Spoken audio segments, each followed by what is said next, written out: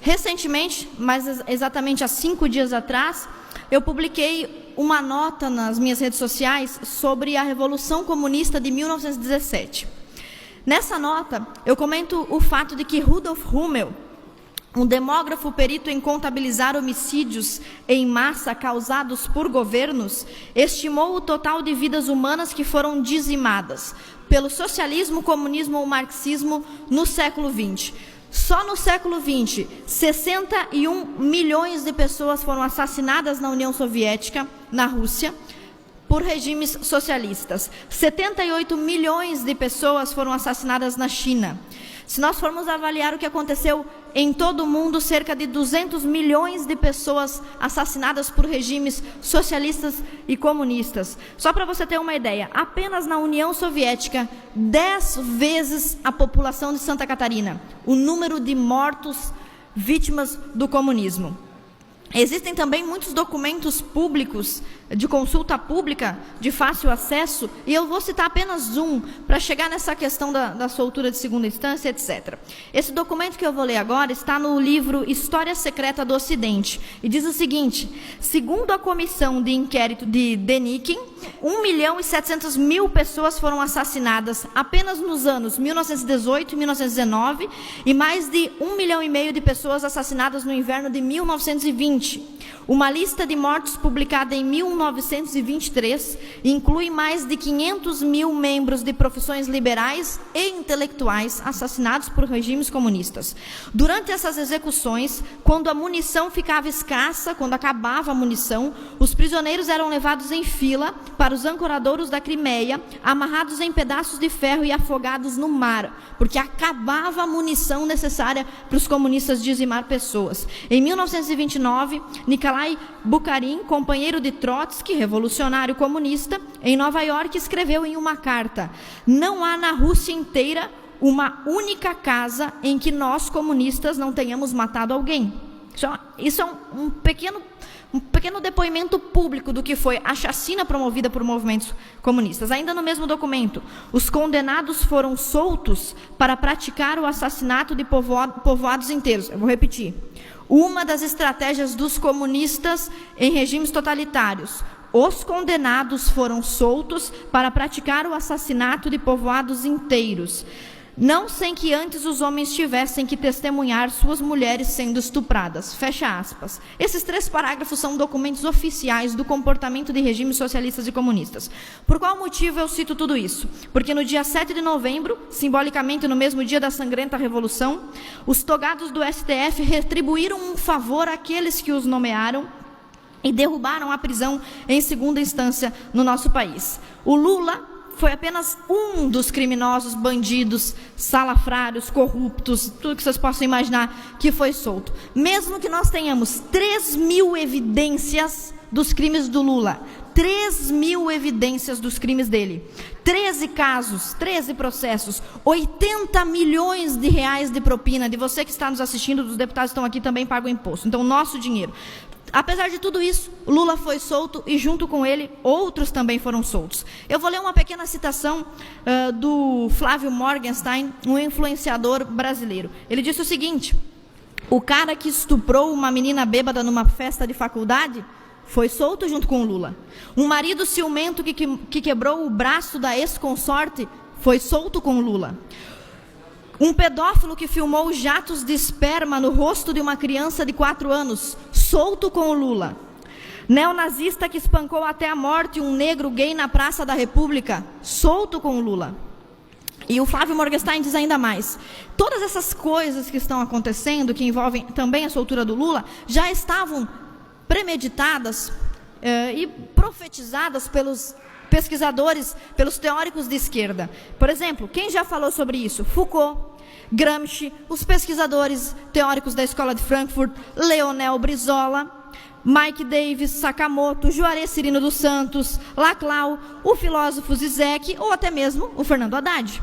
Pessoas de todo mundo têm falado sobre esse fenômeno. O que é este fenômeno? É utilizar a criminalidade no Brasil ou em qualquer outro país, mas especificamente no Brasil, como um fio condutor. A criminalidade é o fio... Eu já falei sobre isso aqui na tribuna, antes mesmo desse caso, que é exemplar. A criminalidade é o fio condutor da Revolução Comunista no Brasil. Já que não se pode mais usar um operário, um cidadão comum, que não está nem aí para a Revolução Comunista, usa-se os criminosos. E para eu demonstrar para vocês, não vou ficar nas minhas palavras, porque às vezes o pessoal diz que os ideólogos são extremistas, estão querendo criar divisão, etc. Eu vou colocar um vídeo onde quem falam são os próprios esquerdistas, para vocês entenderem do que se trata essa criminalidade. Por favor. Companheiro da direção do Fórum de São Paulo, debitar parte da chegada da esquerda ao poder na América Latina pela existência dessa cosita chamada Fórum de São Paulo. Todos de esquerda na América do Sul. Você podia prever que isso ia acontecer? Prever não, mas nós já lutávamos por isso e já trabalhávamos por isso, inclusive porque nós criamos o Fórum de São Paulo, que lutava para isso. Vários companheiros meus, várias pessoas que eu respeito, praticaram uma série de atividades, incluindo atividades armadas. Eu, especificamente, tive uma participação armada. El éxito de un país como Brasil es éxito también para América Latina, que pienso que estamos llamados a integrar. Un día defendemos la idea de la integración, esperamos que un día sea realidad. Entre otras cosas, cuando tenemos otra alternativa histórica y cuando hablamos de una América Latina unida y integrada, pensamos en Brasil.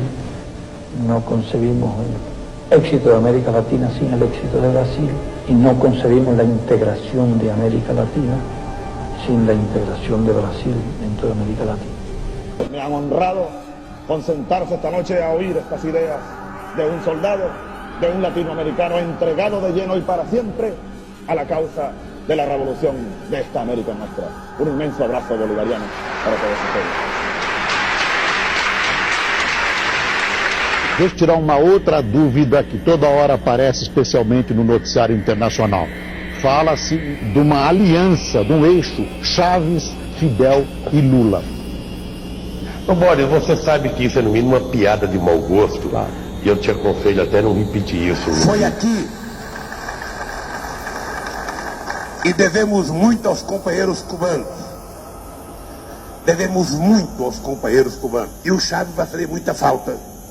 E eu espero que o Maduro cumpra exatamente o papel que o Chaves vinha fazendo para a integração da nossa querida América do Sul. Hoje eu estou de alma lavada, porque parecia impossível, há 4 anos atrás, nós três estávamos sentados numa mesma mesa, comunicando, finalmente, demos um passo importante em benefício dessa grande nação sul-americana. La historia de Brasil ha logrado la consolidación para la nueva etapa del avance de las transformaciones y los cambios de América Latina. Es un paso gigantesco del gigante Brasil que viene a reforzar todas nuestras fuerzas revolucionarias en el continente.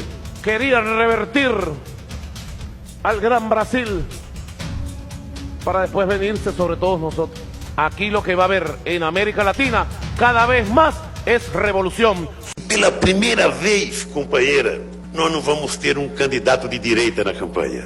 Não é fantástico isso? Vocês querem conquista melhor do que numa campanha neste país a gente não ter nenhum candidato de direita? Mas agora, se tivesse apresentando os candidatos que eu estou vendo aí, vai ser uma coisa inédita neste país. Se tiver 4 ou 5 candidatos, é todo do espectro de esquerda. Essa eu acho que é uma conquista que nós precisaríamos aprender a valorizar. Porque era inimaginável até outro dia que nós chegássemos a esse momento do Brasil. Não ter um candidato que represente a direita. É fantástico. Existe sim polarização no Brasil, é democrática essa polarização e deve existir. E as pessoas precisam se posicionar, porque não se posicionar é deixar o Foro de São Paulo atuar livremente. Aqueles que estão estão em cima do muro, ou que dizem que estão defendendo ideias mais equilibradas e que não existe direita e esquerda, que esses conceitos foram superados, ignoram 30 anos de história desse país. E a esquerda está assanhada dessa maneira. Eu sei que vocês estão vendo aí, ó, um professor de uma universidade federal fluminense dizendo que os companheiros comunistas têm que matar os evangélicos. Isso aqui foi ontem, esses dias.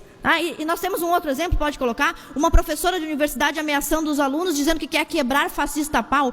Existe uma polarização e é dever de todo brasileiro se posicionar, à esquerda ou à direita. E não fazer isso é colaborar com o Foro de São Paulo. Sargento Lima.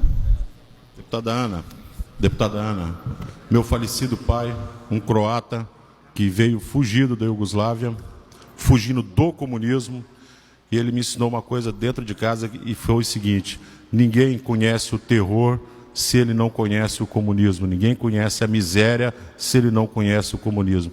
Ele foi um homem muito grato ao Brasil, justamente por encontrar aqui a liberdade que ele não encontrava no país dele.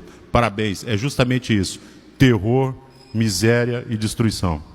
Obrigada, Sargento Lima, obrigada pelo seu apoio de sempre. Então, deixo um convite aos catarinenses, os que votaram em mim, os que não votaram, os que estavam em dúvida, que se posicionem a partir de agora, visitem as atas do Foro de São Paulo para compreender de que forma a soltura do presidente Lula e de outros milhares de criminosos tem a ver com esse projeto para o Brasil todo.